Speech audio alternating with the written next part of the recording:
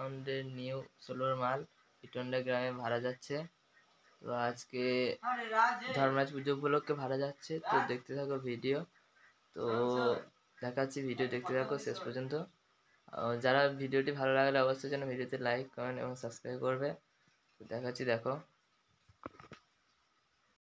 বাড়ি গরম হয়েছে, সোলোর মাল 30 মাল এক জায়গায় যাচ্ছে দুটো, ওই 30টা অন্য জায়গায় ভিডিও তাহলে বসে 30 মালও হয়ে যাবে ঠিক ভিডিও।